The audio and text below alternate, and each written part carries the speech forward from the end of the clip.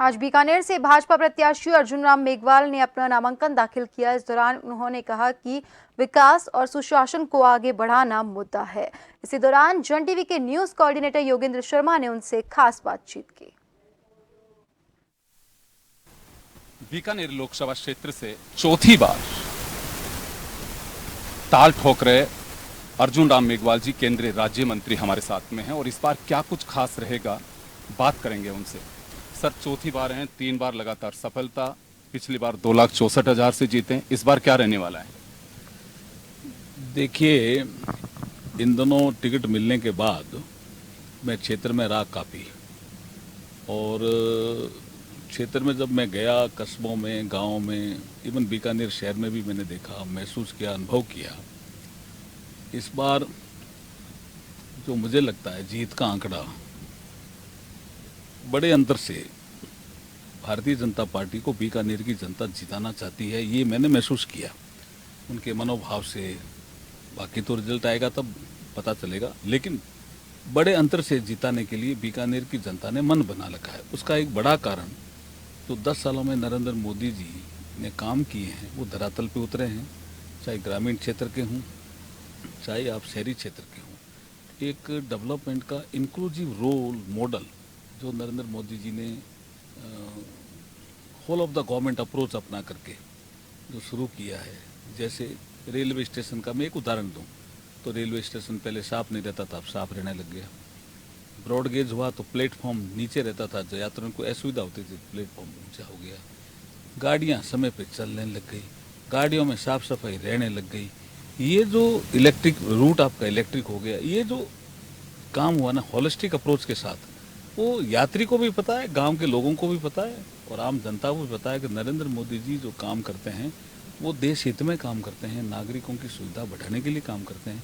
ये जो भाव गया है, ये परफॉर्मेंस के कारण नरेंद्र मोदी जी को तीसरी बार भी देश की जनता बड़े बहुमत से जिताने वाली है। सर, मुझे अच्छी बात लगती है कि विकास के एजेंडे पे चुनाव भी होने चाहिए, बातें भी होनी चाहिए, आपने की। लेकिन विपक्ष ये कहता है कि केवल धार्मिक भावनाओं पे भटका करके वोट बटोरने की आदत पड़ गई है बीजेपी की।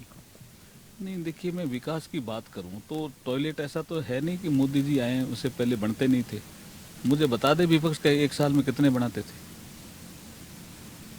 आपका आंकड़ा 50-60 ऐसा कुछ रहता था, और उसके बाद बने भी नहीं, कोई किस्त ही नहीं मिली। मोदी जी ने 11.5 करोड़ टॉयलेट बना दिए। आप पक्के मकान आप भी बनाते थे, लेकिन मोदी जी ने 4 करोड़ पक्के मकान बना दिए। आपके तो पक्के मकान हजारों में रहते थे। तो आपको फर्क समझ में आएगा ना। स्पीड बहुत बड़ी है काम की। रोड भी, जैसे आप इस रोड पे चल रहे हो, ये 4 लेन रोड बीकानेर ने पहली बार देखी है, इसी कालखंड में देखी है। तो ये जो काम हुए हैं, ये विकास के आधार पर ही हम चुनाव लड़ रहे हैं। विपक्ष का तो आरोप है, अब आरोप उनका काम जाने वो लगा है, लेकिन हमारा एजेंडा साफ है, डेवलपमेंट और गुड गवर्नेंस, ये हमारा एजेंडा है। हर आदमी अपना एनालिसिस करता है, आपके पॉजिटिव पॉइंट्स बताएं आपने, कुछ नेगेटिव पॉइंट ऐसे हैं जिनको आपको लगता है कि इसमें हम सुधार कर रहे हैं या फिर कार्यकर्ताओं से बात कर रहे हैं? देखिए, मैंने आपको बताया ना कि संभावनाएं अपार होती थी। अब जैसे विकसित भारत का लक्ष्य ले लिया प्रधानमंत्री मोदी जी ने, तो विकसित भारत तो हमें 2047 तक बनाना है ना। तो आज़ादी का अमृत महोत्सव, इस दौरान लोगों से सुझाव लिए। अभी हम गणतंत्र के 75 साल में प्रवेश करके इस समय बहुत से प्रोग्राम हो रहे हैं, इस संबंध में सुझाव ले रहे हैं। तो जनता से जो सुझाव आ रहे हैं, हमारी राजस्थान सरकार की गवर्नमेंट बनी, हमने संकल्प पत्र बनाया जनता से सुझाव लेकर के। अभी हमारा जो चुनाव है 2024 का, उसके लिए भी हम एक संकल्प पत्र बना रहे हैं, उसमें भी हम जनता से सुझाव ले रहे हैं। तो जनता से जो सुझाव ले रहे हैं, उस सुझाव के आधार पर हमारा एजेंडा तय होगा। सामने वाले भी लोकल कैंडिडेट हैं, आपके पूर्व मंत्री भी हैं, बीजेपी से ही उनका ताल्लुक रहा था, तो उसका क्या इम्पैक्ट आएगा आपकी बार? नहीं, वो कई दलों में रहे हैं जी। वो मैं तो समझता हूँ 4-5 दलों में रह गए होंगे। उन्होंने खुद भी एक दल बनाया था, उसमें भी रह गए।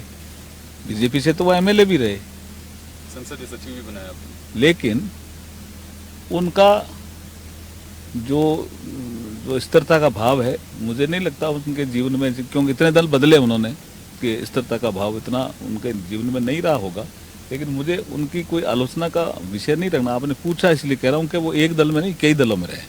सर चलते चलते मैं आपकी सभा सुन रहा था और कार्यकर्ताओं से बात हो रही थी, आप वो जोश फूंक देते हैं भाषण से भी ज्यादा जब वो गाने की पंक्तियां सुनाते हैं, तो हमारे दर्शकों को भी जरा सुना दीजिए आप। वो तो मोदी जी का एक विषय है। मोदी जी का विषय है कि जो गीत है वो कि 400 पार जो मोदी जी करेंगे उस विषय को लेकर के है, लेकिन अब ये गाड़ी में गीत का विषय कहाँ आ पाएगा। 2 लाइन सुना दीजिए बस आप। फिर आसी रे मोदी फिर आसी, ओ तो 400 सीटां रे पार मोदी फिर आसी। Thank you. राजस्थानी में एक गाना है और उसको लेकर के खुद ने अपनी ओर से तैयार किया है और जाने माने यहाँ के लोगों के बीच काफी लोकप्रियता, आईएएस भी रहे हैं, 2 बार मंत्री, 4थी बार सांसद की पारी खेलने की तैयारी कर रहे हैं, लेकिन लोकप्रियता का अंदाजा इनके जो रागनी भजन भक्त भाव भी काफी होते हैं और हमारे साथ बड़ी आत्मीयता के साथ में बात की है। आपका मेघवाल साहब बहुत बहुत शुक्रिया। कैमरा पर्सन श्याम के साथ योगेंद्र शर्मा, जन टीवी न्यूज, बीकानेर।